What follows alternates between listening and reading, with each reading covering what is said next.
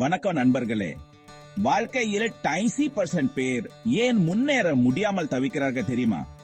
உங்கள் பார்வையை மாற்றக்க கூடிய ஒரு கதையை இப்போது சொல்ல போறேன். தமிழ்நாட்டை சேர்ந்த எளிய கிராமத்துக்காரர் குமாரை பற்றி தெரிந்து கொள்வோம். அந்த வருங்களுக்கு முன்பு கையில் இருந்ததெல்லாம் ஒரு கனவு மட்டுமே.